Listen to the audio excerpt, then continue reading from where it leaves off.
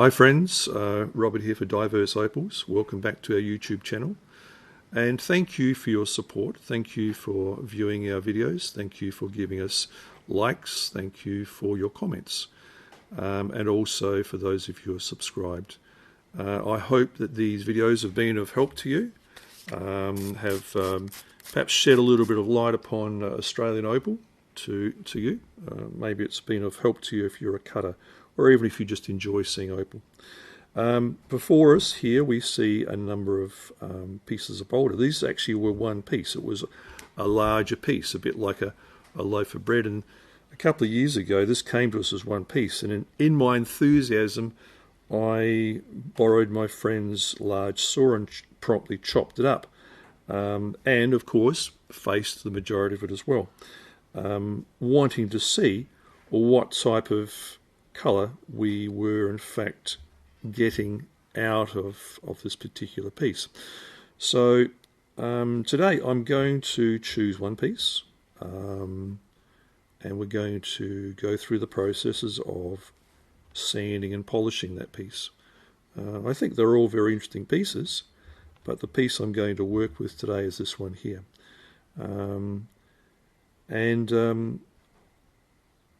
It is a pretty stone. We've got this little bit of a pattern here, and we will make a decision after we've gone through the processes of sanding and polishing as to whether or not this stays in the stone or whether or not we take it out. So what I think we'll do right now is we'll go to the grinder, because we've got a little bit of a ridge here. We need to take that out, and we'll go through the stages of finishing the stone.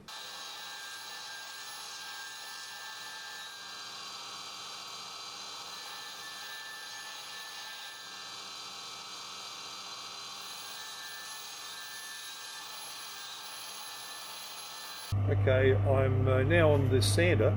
This is my GMF 2-speed dental lathe and my Matador dust extractor. And although I'm using a dust extractor, I still encourage you to use a mask.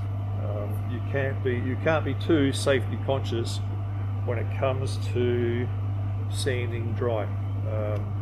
I'm going to be using 180 grit. It's not actually written on here, but I'm actually using 180 grit Starcke wet and dry. This is my paper of choice when it comes to sanding. I like the finish that I get from it. So I'm starting with a 180. We've come off a sintered metal bond diamond grinding wheel, and we're just going to even out the surface through this process. You need to choose the grade that's relative to the surface of the stone. If you've done a good job with regards to grinding and spending a bit of time grinding, you should make your surface even, not leaving in too many grooves. We can see a few little grooves here, which I will take out, but we're already seeing a nice even surface on the stone, which will come out quite easy because I am using a 180. If it was a smaller size stone, I'd probably consider using a 240, but 180, I'm using 180 because of this massive area I've got to try and clear. This machine that I'm using is about 3,000 RPM. It does have an option of using 1500, which I do make use of at times when I'm working with glass, especially if I'm making free-form triplets.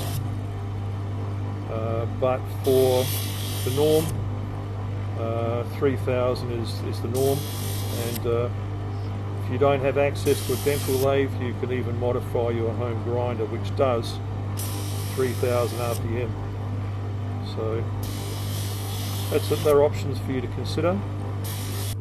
So as the paper's wearing, it becomes a little bit finer. It doesn't have that force aggression that it originally did, and if I do need to use it, I can just go back into the center anyway. The white areas are worn, or they're actually filled with silica already, and this helps to make the scratch pattern finer. And when you're happy that you've got all the scratches out from the grinding wheel, you move on to the next stage. But I'm still seeing a few marks, and you need to look for a reflection. You've got to be looking for the light hitting the surface of your stone and coming back to your eye, and you should be looking for, not at the colour of the stone, but actually looking for scratch marks. And you'll see lines on the stone, and you've got to recognise the marks that have been made, that have been left by the grinder, or those that have actually been made by the sandpaper. So what I think we'll do is we will now, I think we'll go to a 400 instead. I'm just using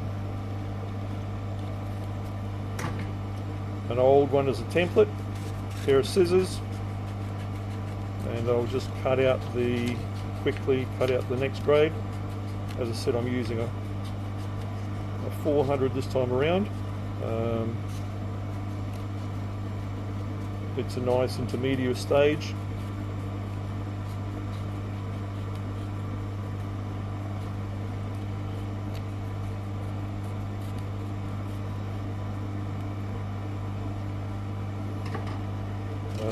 I am using a disc cement, and the disc cement that I'm using is like a contact cement. This is Norton.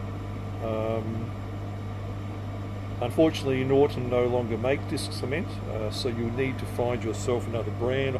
This is a liquid that does not set hard. You smear it on the surface of your disc, so you can put the paper on, peel it off, put it on, peel it off multiple times, so it doesntt set hard. So I'm just replacing the disc that I took off with another 400.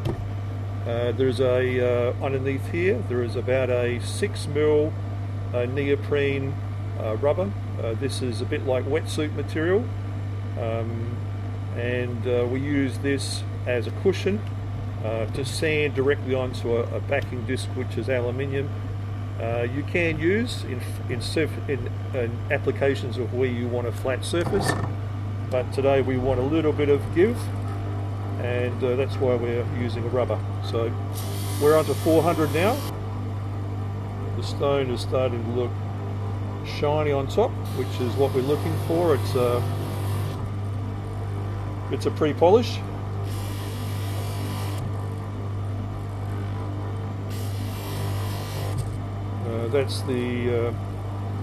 That's what I like about dry sanding, is that I can see immediately the results of where I've been, and see what actually needs to be sanded out. We are now at the stage for polishing. Even though you might look at this and you might say, well, isn't it polished already? Well, you know, we've done our preparation. We've done our preparation with regards to sanding, and sanding is a key component for arriving at the final finishing stage. The 1200 has left a very nice finish on the stone, which I'm very happy about, but we're just going to give it that nice little luster now. We're going to be working with a leather and O-pol polishing powder, and I think that O-pol is a very good quality polish for polishing your opal. If you want to know more about it, you can follow the link on the bottom of the description. Also for leather, we supply the leather itself. We supply the skin, so you can actually put it on your own backing. So let's just commence with this polishing stage. Always recommend that if you give your buff a good saturation if you haven't used it before, haven't used it on the day. And you only need to put an amount on here which is a form of colour. And you don't need to put huge amounts on there. If it's actually caking and falling off in clumps, it means that you've got too much. You need an interaction between the opal, the polishing compound, and the buff itself. So let's set about just giving this final finish. Make sure you've got a good firm grip of it, because the buff will generate some drag. And especially when it's new, when it's dry, it gets really grippy. So, and sometimes stones will fly out of your hands. Sometimes stones will come off with dot sticks, because they are. The buff is quite dry. So I actually find it polishes best when it's quite dry. So I think, looking at this, it's basically polished. We don't need to spend a lot of time on this. As I said, if you've done your polishing, if you've done your sanding stage right, this step will only take seconds. And although I'd classify this as polished already, I'm just being a little bit cautious about this, because there's a bit of a dip here in the surface of the stone. It actually dips in. I'm going to use a little bit more of the edge of the buff to be able to get into that to finish it off. As I said, if your buff hasn't been used for a while and it's a bit dry, just make sure you keep up with your water. So good firm pressure.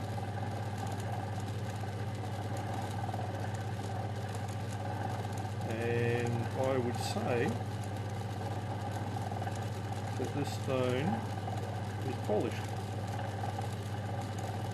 I'm just working my way around. It's advisable that when you are checking the polish of the stone, that you're in fact once again looking for the reflection of the light that you're working with, hitting the surface of the stone and coming back to your face. Ideally, you should see the globe, you should see a white spot on the surface of the stone, and you should be able to see that moving quite smoothly across the surface of the stone as you're moving it around. If it's jumping up and down, it means that your surface of the stone hasn't been as well prepared. You haven't perhaps sanded it or ground it as smooth as you could. These are all things you need to look for when you're actually finishing your stone.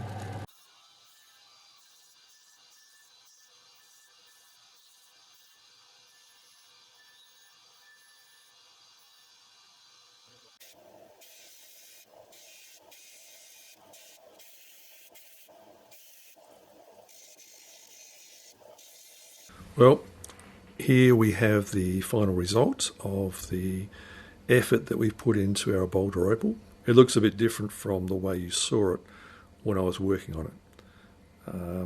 After we'd finished polishing it and had a closer look at everything, we considered that the marks that were in it were in fact a distraction. There are still some little marks along the side, but once this is set, I'm pretty sure that they won't be too much of a distraction at all.